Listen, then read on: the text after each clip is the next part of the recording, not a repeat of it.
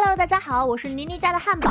今天继续为大家带来搞笑脑洞美漫《辛普森一家》第19季第10集。快到下班时间了，辛巴三人眼巴巴地望着秃头，用意念催促他快点离开，因为老板不走，他们也不敢走。然而秃头好像存心作怪，没走2步就跟人聊了起来。还好辛巴机智，直接给那个给秃头聊天的人打了个电话：我把你家里人绑了，不想他们有事的话，就离秃头远点。这个倒霉的家伙吓得够呛，遵照辛巴的指示，蹦蹦跳跳地离开了。这下秃头终于离开了公司，打工人迎来了属于自己的自由时光。好不容易能够早点回家，还在路上，辛巴就让妻子煎猪排，可是紧接着他就被泼了一盆冷水。辛巴说今天是本月的第1天，也是辛巴起誓要节食的第1天。不是他故意挑辛巴的毛病，而是他这个吨位着实令人忧心。小新就曾嘲笑说辛巴的重力太大，把太空中的卫星都吸得脱离轨道了。听妻子这话，辛巴知道节食已经不可避免，于是就干脆决定最后再满足自己一次。他来到了快餐一条街，一次性吃了个够。最后一步就是处理车上的垃圾，巧了不是，前面就有专为司机设置的垃圾桶，不管有用没用，辛巴一股脑全扔了进去。其他的东西也就罢了，一罐需要谨慎处理的液体也被扔了进去，直接就把管道给腐蚀了。还不知道自己已经酿成大祸，辛巴又扔进了一根点燃的火柴，这下好了，整条街都炸了。而他呢，开着车毫发无伤的离开了。辛巴的骚操作造成了非常恶劣的影响，几乎把镇上味道还不错的餐厅都给炸没了，还让那些可爱的吉祥物只能沦落街头，默默淌着眼泪哀叹自己悲惨的命运。这时辛巴站了出来，作为一个吃货，他不能忍受汉堡流泪，他大声疾呼：我们必须重建快餐大道。辛巴说他不希望生活在服务生上菜的世界，也不希望椅子固定在桌子下，更不希望没有能够扔掉孩子的臭水沟。他号召大家重建一个更好更强大的快餐区。可能是他的气势和声音感动了镇民们，他们都挥舞着双手表示赞同。但政府没有足够的钱，只能够发行公债了。辛小妹不同意，这样做会把负担转移到他们这些孩子身上。不料小新反驳了妹妹：你傻呀，我们再发行公债负担这项支出，然后让小新思考该由谁来买单。见大家都没意见了，镇长将公债议案纳入到了下届镇长选举之中。考虑到明年6月份太过久远，镇长将选举提前到了下周星期2。当然，这也就意味着春田镇长大选是全国最早的大选了。很快，新闻界就接到了这个消息，各路媒体纷纷驱车前往春田镇。这里从未有一刻像现在这么热闹，候选人、左派激进分子、选民等等，充斥在镇上的各个角落。说到选民，就刚好看见了老谋子，于是肯特就采访了他：你支持谁？但这家伙顶多是个凑人数的，说自己喜欢美女和甜甜圈。看到这里，辛巴关掉了电视，他不喜欢铺天盖地的选举新闻。这次辛小妹难得和爸爸观点一致，父女俩都对大选很感兴趣。辛小妹很高兴春田镇成为了政治中心，她觉得自己就像一个智库专家。说到智库，辛巴也有自己的看法，不过也就只是他个人的看法罢了。因为大选的缘故，老谋子酒吧也变得很有人气，他们在这里办公喝酒，倒是给他带来了一笔可观的收入。春田小学外汇聚了众多媒体，其中就有约翰斯特华特。就在他还在纠结有没有自报家门的必要时，小丑阿可走了过来，他们的确是老熟人了。阿可一把拍走了摄影师，就跟约翰叙起旧来。这不是大家最喜欢的政治搞笑明星吗？约翰见到他也有些惊讶，他们很自然的聊了起来。阿可说这场大选让人疯狂，对吧？有很多的喜剧成分，比如见他有意问自己，约翰就接过了话头。这里的气氛比任何地方都要热烈。没想到他话音刚落，阿可就背过身去记在了小本本上，所以叙旧是假的，阿可的真实意图就是套约翰的笑话。明白了这点后，约翰也不多说废话，直接甩下一句：我会努力记住曾经辉煌的你，就离开了。这可把阿可整迷糊了，我一直都很烂啊。春田镇长的选举风波刚过去，马上又到了总统大选的日子。为了能够更好的了解镇民们的倾向，选举的相关人员还成立了焦点小组，企图了解他们的真实想法。然而播放了一段共和党候选人的宣传片后，焦点小组的观察重点全都放在了视频出现的奶昔上。选总统这件大事儿在他们眼中就跟儿戏一样。大选期间，每家每户都在庭院立了块牌子，上面写着他们家支持的候选人。当然，这些也不全是由人们自己决定，比如支持希拉里的，就有一些是克林顿帮忙立的。调查民意的小姐走街串巷，突然发现了还有一家尚未做出决定，没错，就是辛普森家。小姐姐拿起广播就扯着嗓子吼，然后辛普森家就被各路媒体包围了。辛巴一打开门，一群陌生人就像强盗一样，不由分说的就冲了进来。一份烤鸡，几个候选人共用，摄像头下一人一句选举口号，明明是来拉选票的，却是每个人都自说自话。对于这种强闯民宅的行为，辛巴终于被惹火了。如果你们不是我老婆家的亲戚，也不是我家的，就赶紧滚蛋。老谋子酒吧里聚集了很多对政治家有意见的人，当然那些媒体也不是什么好鸟。校长说他们都没有全面报道，只会宣布一个领先候选人。此话一出，大家都深表赞同。这样形同虚设的民主还不如永远废除。军事独裁都要比这选举靠谱一点。弗兰德问大家到底该怎么办，又不能选择不投票。这时辛巴灵机一动，想到了一个好主意，也许他们可以提名一个最荒唐的人做候选人。话音刚落，韦根警长就毛遂自荐了。辛巴觉得还不够，但已经很接近了。很快，这个新的候选人就上了新闻。这个人就是糊涂蛋拉尔夫·韦根。不可思议的是，他那一张舔插头的照片竟然获得了53%潜在选民的喜爱。一个新的领先候选人已然诞生。辛巴对此很是骄傲，因为所有一切都是他促成的。这场闹剧还在持续发酵，不仅仅是春田镇新闻，国家首都的直播也在讨论这个问题。拉尔夫这个还在尿床的小男孩，到底能否一路杀出，完成从芝麻街到白宫的旅程？节目的女主持人表示，对于一个极度渴望换个口味的国家，拉尔夫就是政治界的一股清流，而且他还有很多名言为人们所熟知，比如关于移民政策改革、陌生人危机、对政府花销的态度。我一共只有这么多钱。另一个让人们比较关心的点就是拉尔夫到底是民主党还是共和党？看到电视上那些议论后，辛小妹都震惊了，这些人居然把拉尔夫的参选当真了。见女儿这么担心，辛巴安慰道，他相信这股热潮会平息的，让辛小妹对大众选民的智慧有点信心。然而他的话音刚落，两个拉尔夫的脑残粉就进来了。父子俩穿着支持拉尔夫的衣服，嘴里还喊着我挺伟哥的口号，小心亲切地拉着妹妹的手，让她加入他们的阵营，还说拉尔夫承诺了一个印度纽纽勒部长的职务给他。辛小妹生气地驳斥他，拉尔夫不可能当上总统的，他在阅读小组里是最笨的。然而辛巴打断了他的话，做总统是很容易的，只需要派出军队，然后下达命令。共和党总部人们正在进行密谋，他们决定将拉尔夫提名为自己党派的候选人，毕竟这已经是他们能找到的最好的选择了。民主党此时也在密谋，他们也想要拉尔夫作为候选人，因为他的支持者众多，一旦成功就是整个党派的胜利。原本无人问津的小笨蛋，此刻却成为了政治家眼中的香饽饽。两党人士全都聚集在了拉尔夫的家门前，希望这孩子能加入自己的阵营。一见门打开了，话筒就对在了拉尔夫的脸上。肯特问他，两个党派都想提名你，作为他们的候选人，你更喜欢哪一个？看着儿子有些不知所措，韦根警长鼓励道，选一个吧，他们一派有一只驴子，另一派有一只大象。拉尔夫沉思了一下，说了一句埃尔默。没人觉得他来自于芝麻街动画片，都在费尽心力思索这个名字到底出自哪个党派的名人。为了证明自己才是对的，韦根和阿卢直接抛下了拉尔夫，跑去世界大百科全书办公室去查资料了。孤零零的拉尔夫又遭到了人们的围追堵截，看着他害怕的关上了门。人群中的辛小妹直摇头，躲回家里并没有换来安宁。那些政治家直接翻墙而进，逼这个小朋友做出选择。这时辛小妹冲了进来，她挡在了拉尔夫的面前。得知这女孩曾和拉尔夫有过约会，他们就让辛小妹替拉尔夫做个选择。等到那些人走后，辛小妹才对拉尔夫说，他们没有权利这么对你，他们只是想利用你。然而拉尔夫却说，也许是我想要利用他们。这句话把辛小妹吓得不轻。拉尔夫接着又说，利用他们让这个国家再次崛起，如果我们不爽，随便说两句，世界上其他的人就得客客气气的，我们就可以控制所有的繁荣经济。没想到拉尔夫这么有想法。拉尔夫表示，你可以做我的第一夫人。交谈完毕，拉尔夫沿着欢呼声走了出去。接下来是一则由民主党和共和党联合发布的政治宣言，同情心、坚韧、好奇心，这些都是拉尔夫·韦根不懂的词，但是他也不需要懂得，因为他每一天都在身体力行。宣传片里还出现了支持他的人，兰尼表示他会投票给拉尔夫，因为只要看到他的笑容，就会让人觉得现在一切都好。虽然也许事实并不是如此。视频的最后，拉尔夫说，想要一辆3轮车，一只不会吃掉我的风火轮的狗狗，还有美国的大好前途。